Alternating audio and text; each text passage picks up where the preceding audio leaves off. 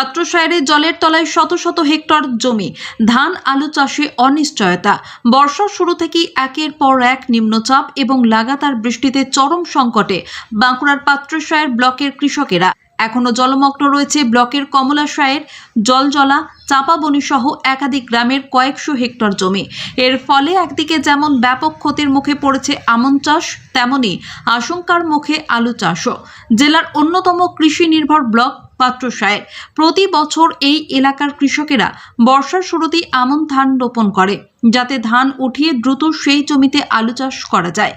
কিন্তু এবছর বৃষ্টির জলে জমি জলমগ্ন থাকায় বহু কৃষক আমন রোপণই শুরু করতে পারেননি। কেউ কেউ চারা পুরনো হয়ে যাওয়ার আগে জল সরিয়ে ধান রোপণ করলেও ফের বৃষ্টিতে তা ভেসে গিয়েছে।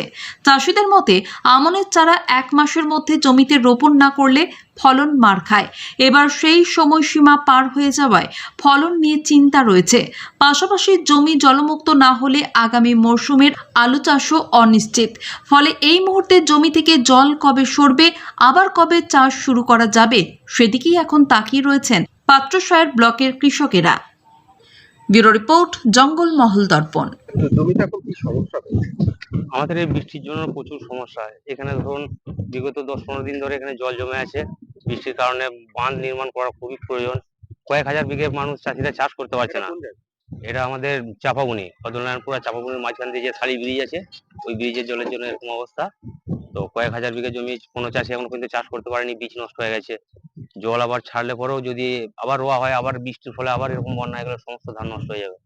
এই যে কতদিন ধরে এই জল ভোগান্তি চলছে, মাঠে জল চলছে, আমাদের ধরুন মোটামুটি 15 দিন একভাবে এভাবে জমি ডুবে আছে।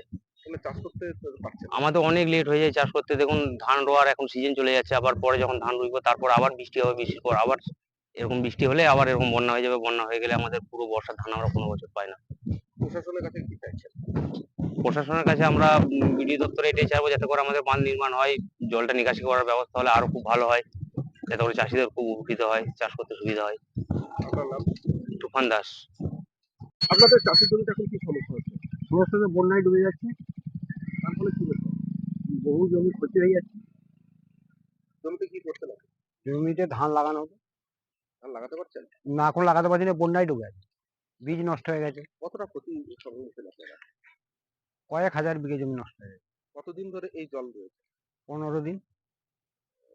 আপনাদের এখানে সবাই কি নিজস্ব জমি চাষ করে না? সবাই নিজস্ব জমি চাষ করে, কিছু লিজও আছে। ঋণ করে চাষ করতে হয় আপনাদের? আমরা ঋণ করেই চাষ করছি।